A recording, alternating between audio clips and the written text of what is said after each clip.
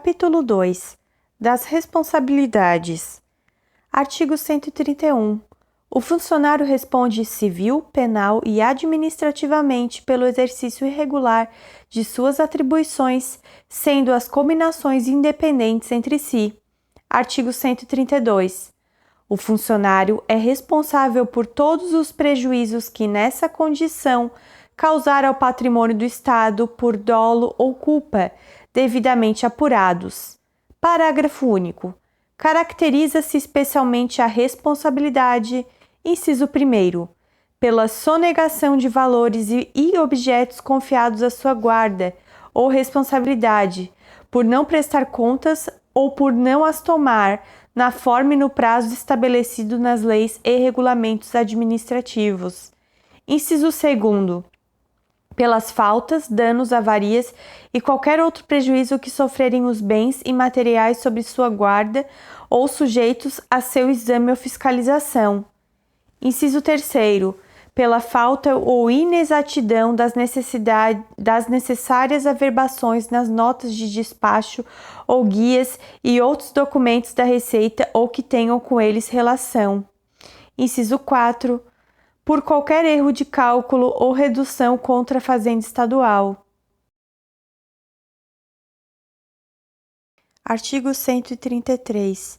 O funcionário que adquirir materiais em desacordo com disposições legais e regulamentares será responsabilizado pelo respectivo custo, sem prejuízo das penalidades disciplinares cabíveis.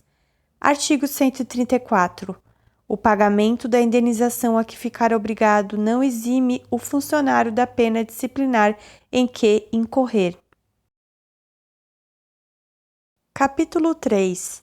Do regime disciplinar. Seção 1. Disposições gerais.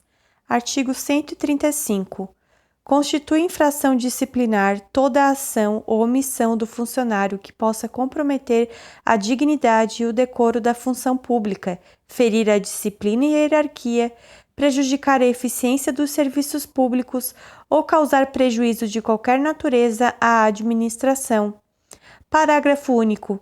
A infração disciplinar será punida conforme os antecedentes, o grau de culpa do agente, bem assim os motivos, as circunstâncias e as consequências do ilícito. Artigo 136. São penas disciplinares. 1. Repreensão verbal. Inciso 2. Repreensão escrita. Inciso 3. Suspensão. Inciso 4. Destituição de cargo de confiança. Inciso 5. Demissão simples. Inciso 6. Demissão qualificada. Inciso 7. Cassação de aposentadoria. E, inciso 8º, cassação de disponibilidade. Artigo 137. São infrações disciplinares, entre outras definidas nesta lei, inciso 1º, puníveis com demissão qualificada ou simples. 1. Lesão aos cofres públicos. 2. Dilapidação do patrimônio público. 3. Qualquer ato de manifesta improbidade no exercício da função pública. Inciso 2º. Puníveis com demissão simples. 1. Pleitear como procurador ou intermediário junto às repartições públicas, salvo quando se tratar de percepção de vencimento e vantagens de parentes até 2º grau. 2. Inassiduidade permanente. 3. Inassiduidade intermitente. 4. Acumulação ilegal de cargos ou empregos públicos com má-fé ou por ter decorrido prazo de opção em relação ao mais recente, se possível. Item 5. Ofensa física em serviço contra qualquer pessoa, salvo em legítima defesa. 6. Ofensa física fora do serviço, mas em razão dele, contra funcionário, salvo em legítima defesa. 7. Participar da administração de empresa privada, se pela natureza do cargo exercido ou pelas características da empresa, esta puder de qualquer forma beneficiar-se do fato em prejuízo de suas congêneres ou do fisco. Item 8. Aceitar representação, pensão, emprego ou comissão de Estado estrangeiro sem prévia autorização da autoridade competente. 9. Exercer comércio em circunstâncias que lhe propiciem beneficiar-se do fato de ser também funcionário público. 10. Atribuir à pessoa estranha a repartição, fora dos casos previstos em lei, o desempenho de cargos que lhe competirem ou a seus subordinados. 11. Aplicar irregularmente dinheiros públicos. 12. Revelar ou facilitar a revelação de assuntos sigilosos que conheça em razão do cargo.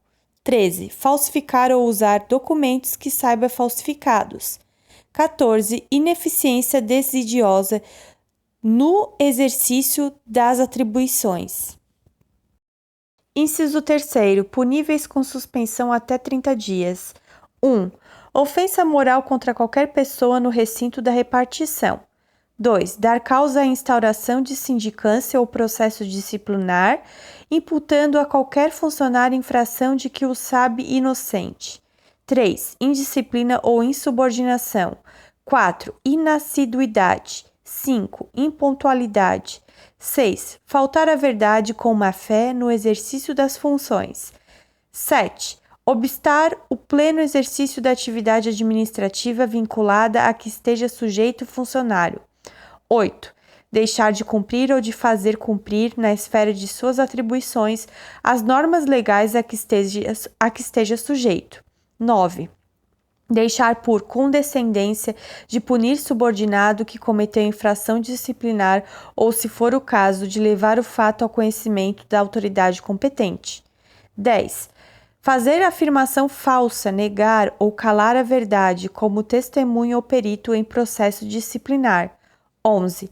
Conceder diária com o objetivo de remunerar outros serviços ou encargos, bem como recebê-la pela mesma razão ou fundamento. 12. Violar direito ou prerrogativa de advogado no exercício de sua função. Redação do item 12 incluída pela Lei 18.111 de 2021.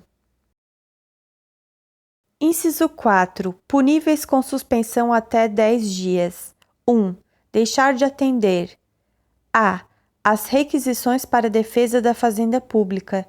B. Aos pedidos de certidões para defesa de direito subjetivo devidamente indicado. C. A convocação para júri.